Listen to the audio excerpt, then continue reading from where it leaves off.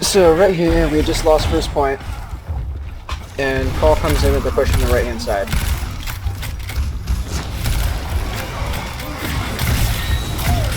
I stay a bit further back because I knew they had grabbed from the first point since we didn't force out any ultimates. Grab comes in. I'm in a hard pocket to this.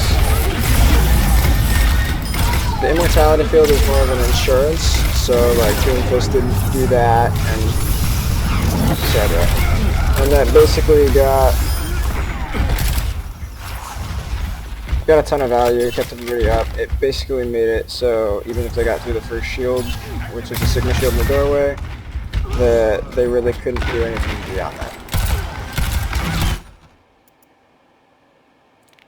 And I just want to talk about the timing of abilities.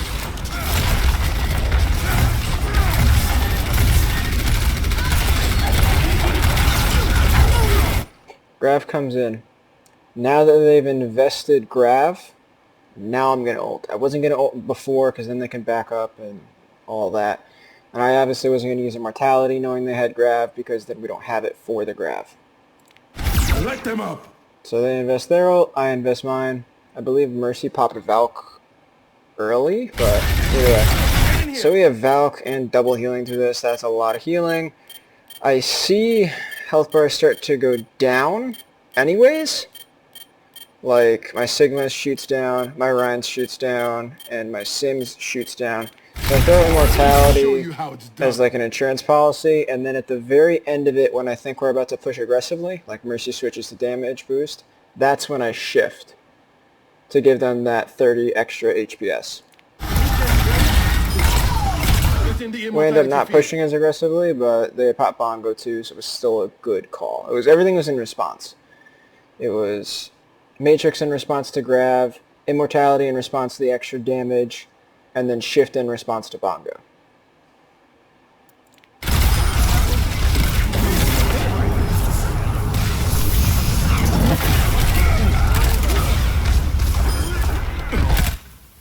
And we force out 3 of their ults for 2 support ults.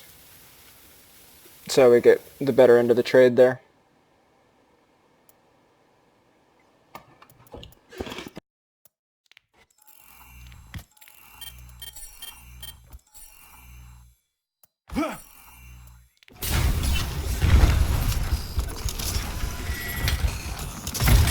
Fully healed. Enemy. 10 seconds.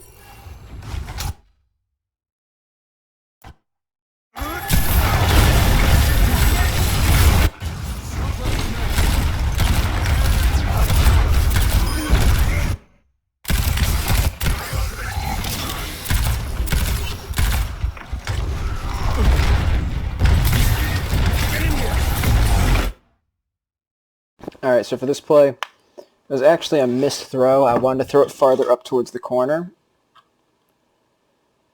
So, because it was a missed throw, I wanted to take advantage of it anyways, and just basically wipe them, push them back in a spawn. So I decided to invest my ultimate.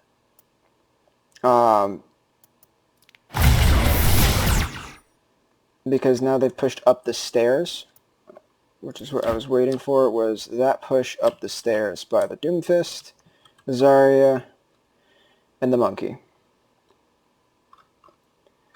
So I ult, and I think Doomfist or Zarya gets eliminated immediately. Yeah. So we get 2 picks, this fight's over. I invest 1 ultimate, after they've already pushed up too far to really back up, and make them waste. First of all, we get a bunch of ult charge from it. I think our Ryan gets ult from this. But this was more of a preemptive ult, and the Batista ult that I know I've been talking about, where it's ult, so you use the 1 ult, win the fight clean, early, and then stagger them. And this does turn into a pretty big stagger fest afterwards. So we're up 2. Now we're pushing aggressively.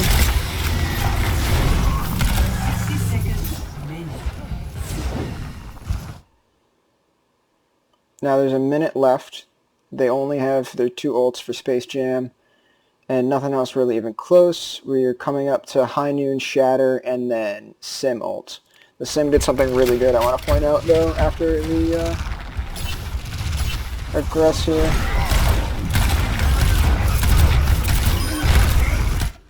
That was just really good timing. Good damage boost by Mercy, etc.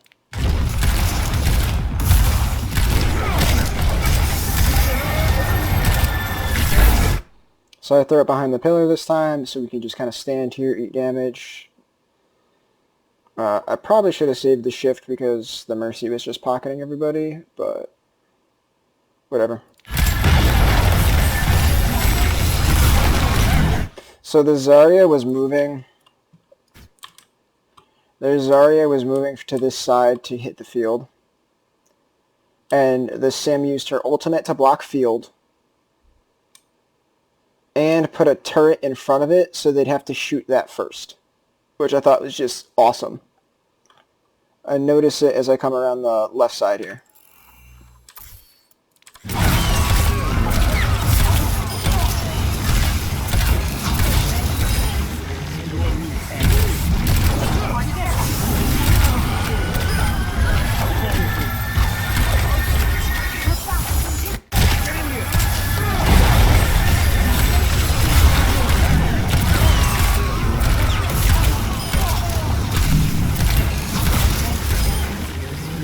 And then it's a hard stagger. Immortality field let us fight up here. The Sim ult to protect it, the turret to protect it. And they just get melted because they're already too far into retreat.